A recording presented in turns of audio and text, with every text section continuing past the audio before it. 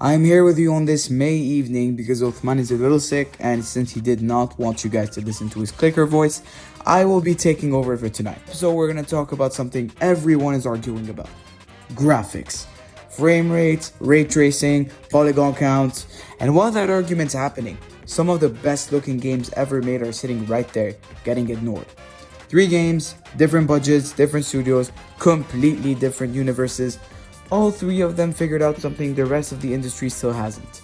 And I want to talk about what that actually is, because it's not what most people think. First of all, we got Dragon Ball Sparking Zero. The thing that people miss about Dragon Ball Sparking Zero is that what it's doing is actually harder than it looks. Making a game look like an anime, a real, specific, faithful version of it, is genuinely difficult. The outlines have to sit right, the energy effects have to read clearly without turning into visual noise. The character expressions have to carry the same dramatic weight they do in the show in real time, mid-combo. Sparking Zero nails all of it, and it nails it by making a decision early on that most studios wouldn't have the confidence to make. They're not making a game inspired by Dragon Ball. They're making Dragon Ball. The anime is the reference point, not reality. Not what looks impressive in a trailer. The actual show. That confidence is rare, and the result is a game that looks completely alive in a way that a lot more of quote-unquote realistic fighters just don't. Next up, Sonic Mania.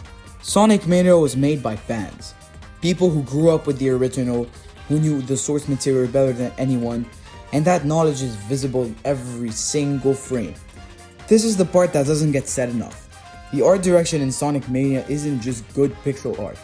It's pixel art that understands why the originals look the way they did. The color choices, the zone identities, the way movement itself feels expressive, all of that comes from a team that genuinely understood what made the Genesis games feel the way they felt. Not just how they looked, how they felt. And finally, we got Pragmata. Pragmata is interesting for the opposite reason. It's a big studio project. The resources were there, and what's striking about it is what they chose not to do with those resources. The near future setting, the astronaut, the girl, it could have easily gone full spectacle, full visual noise, everything cranked to maximum because they could. Instead, it's restrained, almost quiet. There's a graphic novel quality to how it's framed, deliberate, considered, every shot doing specific work, and that restraint with a budget that size is generally the harder creative choice. Saying no to more when more is available, that takes a clear vision. Even if AI made some of the graphics, the devs knew what they were doing.